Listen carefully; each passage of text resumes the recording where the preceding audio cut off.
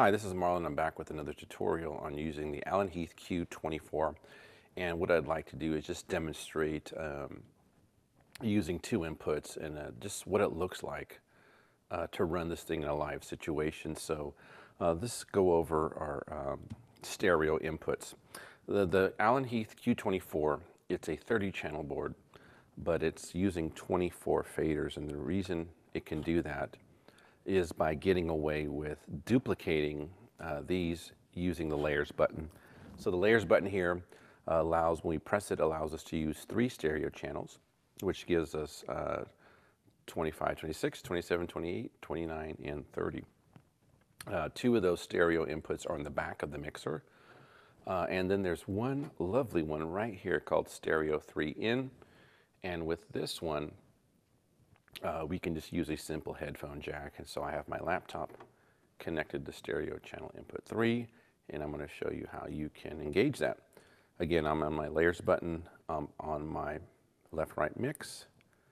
I'm going to mute this, select it, hit my PFAL. I'm going to play a little loop right now. I'm going to go ahead and set the gain on this. If I look at, here we go, looks pretty good to me. All right, I like that gain. I'm going to hit mute,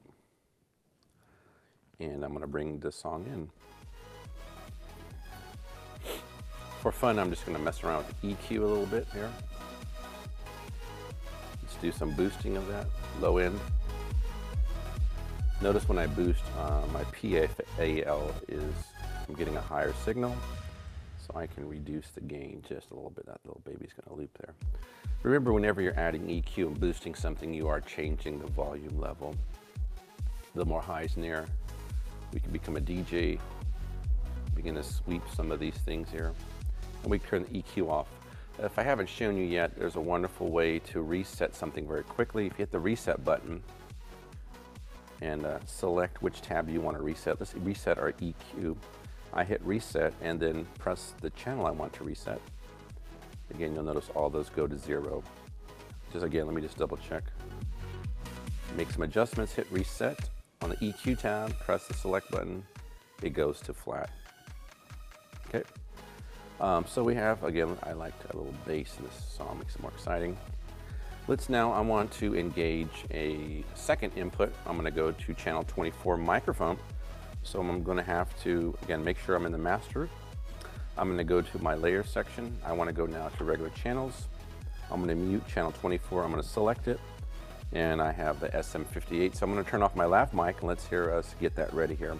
Oh, before we do that, let's reset everything on that button. Hit the EQ, reset that, reset our gate, reset our everything.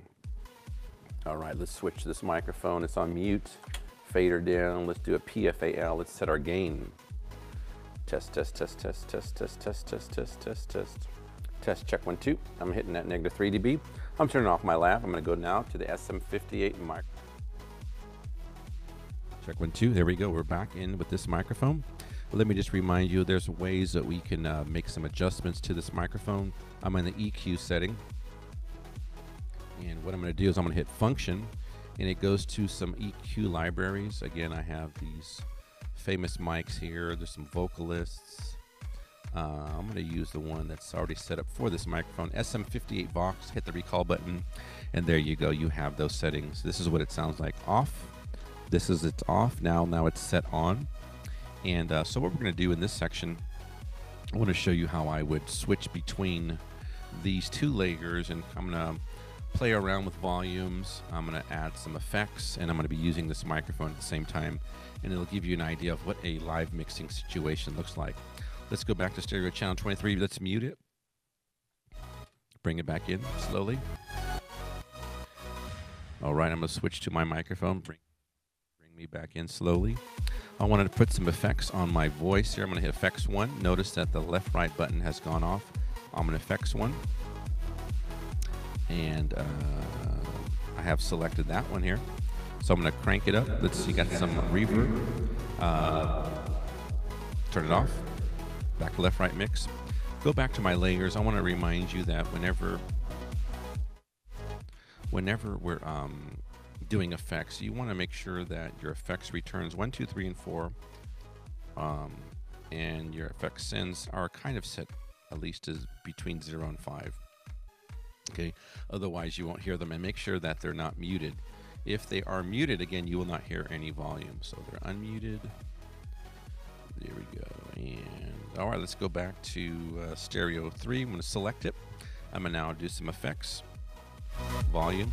Effects 1, let's add some reverb on this baby. Sounds great. If I want to add some reverb on my voice, I'm going to hit the channel button, go to my channel 24, select it, and bring that baby up. I got some effects on me.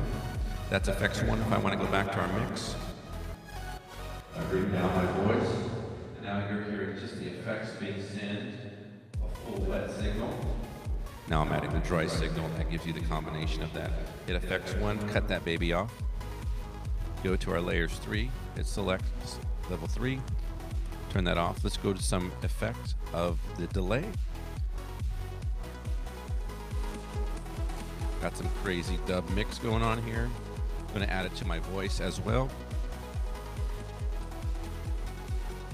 1, 2. 1, 2. Yeah. Some fun here. Effects 1, add some reverb. Go back to my left, right. Bring me down a little bit.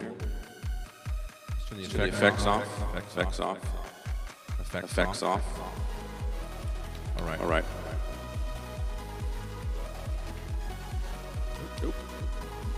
Select. Effects 3 is on there. I knew I had to turn something off.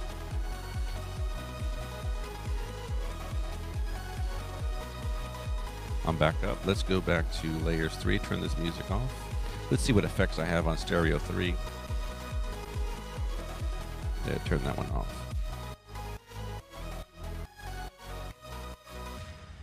All right, let's get out of our effects, go back to left, right mix, and let's mute that. Okay, so you can see really quickly in a mix setting what you can do. Let me go over again quickly the effects and turn on back channel 3, stereo 3, sorry. I have my microphone channel 4, there we go.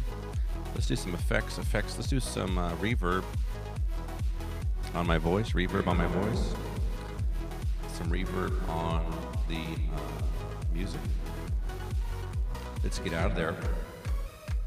I'm back in my layer section, and I see effects 1 is sending a signal. I can cut it off just like that. So that's one way you, if you set up music and you have a couple things that are running effects, again, you just want to cut those off really quickly. So that just gives you a quick overview of how to use this mixer in the setting. It's fun. It can be fast. So in the future videos, we'll be looking at setting up scenes, setting up some of these mix environments.